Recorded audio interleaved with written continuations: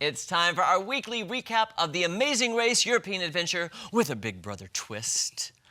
Charlie, this episode, I gotta tell you, it felt a little long to me. I would agree. Just a little bit long. I feel like because of the travel, there just wasn't a lot of happenings in it. Yes, I agree. And analysis, as someone who is now picking up back on Amazing Race after having not watched since season 5, I will say, if you are one of the first 2, 3, 4 teams, you get more screen time. Yeah. Way more screen time with the challenges, and then they kind of gloss over the other people who were later. It's true. That is very true. So to me, it's like, take advantage of being in front to get more screen time. That's true. I mean, unless you're very dramatic in the back. But okay, either dramatic or be first. Okay, yes. There you go. Can I just point out one really fast thing that I saw that the music major in me went irate when I watched? Izzy and whoever she's playing with, she is a flute player, professional. She actually said on the show, "I am a flutist." That is not how you say it. If she plays the flute for a living, she should know it's called a flautist. Now, I will say, I have heard that. But to me, I'm not, I don't have a musical background, so I didn't even think anything of it. But I have heard that, though. I'm just saying, I know what it's called, and she should know, too. Anyway, I digress. Let's move on. Okay, so we had the teams, and they're leaving now to go to the train station to go to Prague. This was interesting in different ways. Yeah. So our first 8 teams, crazily enough, make it onto the same train. But then, once their next stop, their layover, is in Berlin. But when they get to Berlin, they get off a stop early.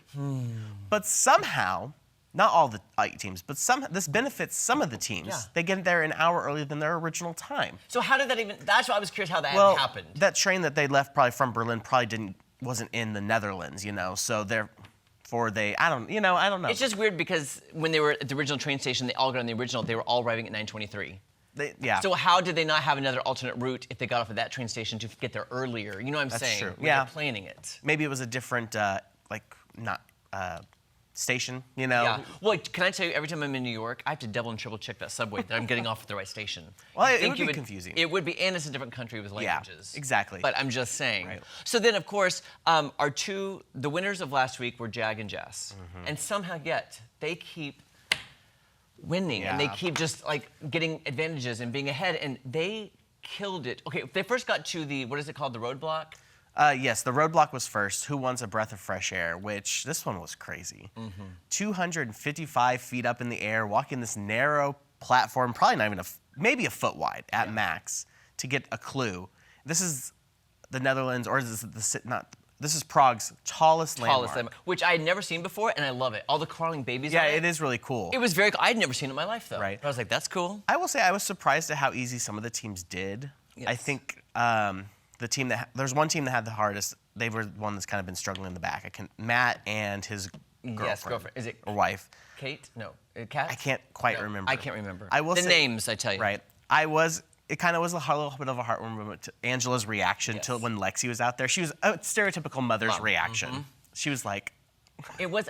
I would try to put myself in that situation because I'm not afraid of heights. However, in that scenario, it's overwhelming. And I was like, if I could just keep the money on my mind and just walk and not focus on what I was doing. I don't know if I could do that. I don't like heights, especially when I don't feel secure. But do you think they would have? Okay, I also thought this.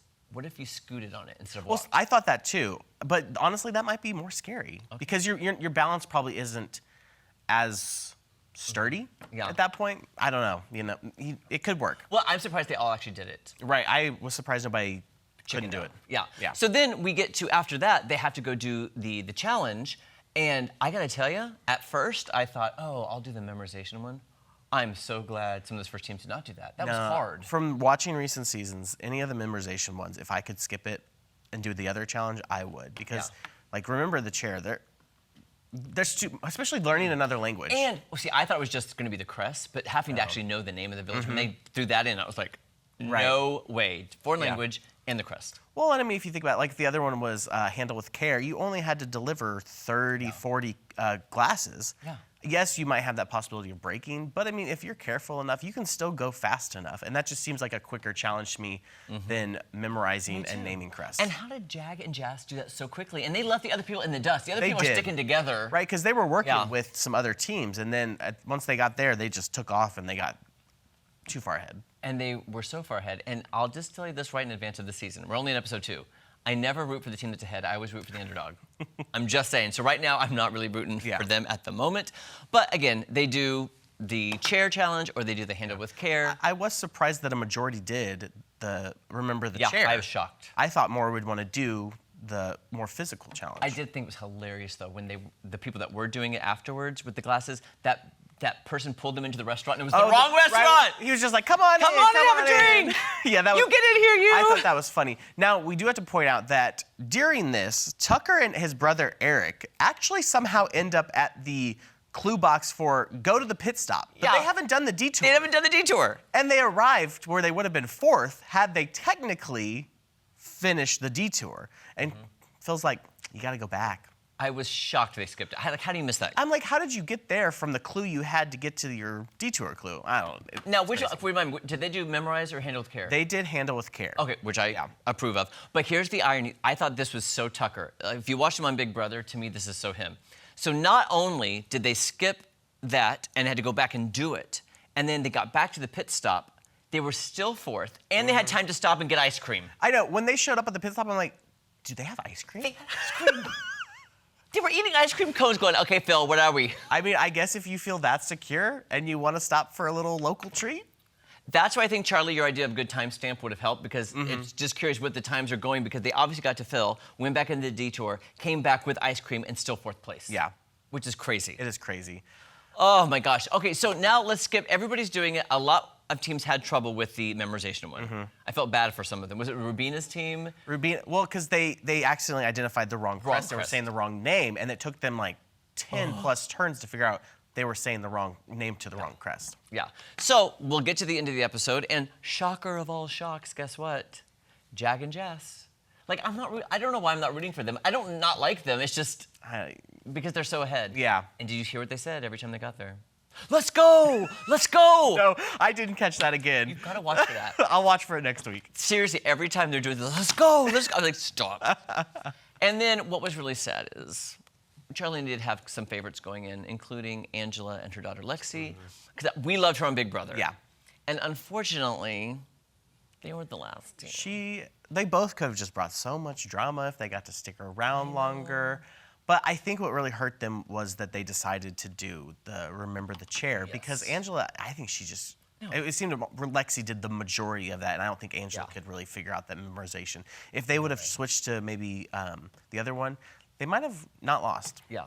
So, unfortunately, Angela and Lexi are gone. And again, I hate the people that I know. Like, I know Enzo last week. I liked him. I know Angela. Some of the people, I still don't know their names. Right. But anyway, so who are you rooting for at this moment? I think I've come down to the side that I'm rooting for Joseph and Adam, the brothers. Okay. I just kind of like their brotherly love and how positive they seem to be and everything and supportive of each other. I totally understand that. And I thought he was going to give up on the walking the plank. I did too for a second. I really did. I thought he was not going to do it. Right. I don't not like them. They're not my favorite. I'm going with Tucker and Eric just because I know Tucker from Big Brother better, and I liked him on the show, and he's dating the girl. I just, they warm my heart. I think their antics are hilarious. Showing up at the pit stop with ice cream, that's iconic. But if they keep that mindset, that might hurt them if they decide to do a little detour at some point. I'm also curious in the back of my head, because I got to interview Taylor and Chelsea.